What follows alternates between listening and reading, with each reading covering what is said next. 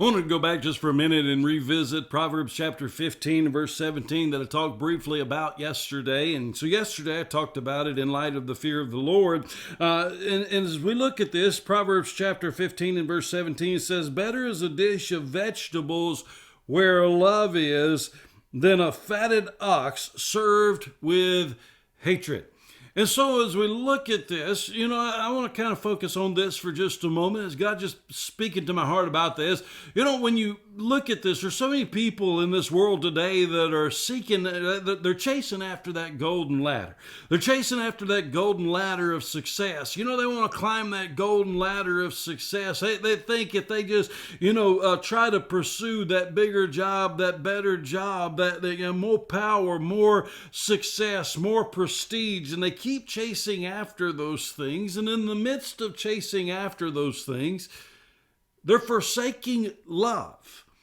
Now, there's nothing wrong with having success. There's nothing wrong with having power. There's nothing wrong with having a wonderful job that pays a whole lot of money. There's nothing wrong with any of those things. You could be the most successful person in all of the world. And there's been some extraordinarily godly people that have been very, very successful people. So there's nothing wrong with that.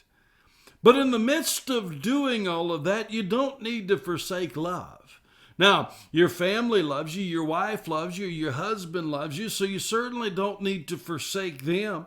Your parents love you, you don't need to forsake them. Your children love you. So many people, so many husbands and so many wives have become strangers in their own home, and somebody else is actually raising their children because they're in the home, but they're not really in the home. They're always pursuing something else. They're always chasing after something else. They don't have time for their family. The family that loves them. Sooner or later, those children that adore you right now are going to grow up and they're going to see the way in which they've been ignored and pushed to the side all of their life. And they're going to say, you know what, my mom or dad, they don't love me. And I'm not going to love them back. You've pushed them to the side long enough to where they're done with you. They're going to listen to you. When they get of age on their own, they're not going to seek you because you pushed them to the side. And they felt unloved because you showed love towards everything else in the world except for them. And now when you look at this, who loves us more than anything?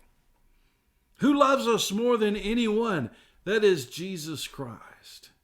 And friends, I see so many people, they're pursuing so many things within life. And they're continually pushing Jesus to the side. They push Jesus to the side in their daily devotion life. They push Jesus to the side in their weekly worship. They push Jesus to the side in church. They push Jesus to the side in every walk, in every area of their life. And they're so busy chasing after everything else in the world. They're even teaching their family to do it. But Jesus loves you more than anyone or anything. More than you could ever imagine. Friend, don't push him to the side. You think everything in this world, everything else, is that fatted ox. It's the good stuff. No, all these other things, just the vegetables. But it's the things that you think is the good stuff. They don't love you. No, Jesus loves you. Your family loves you. Pursue them. Pursue him.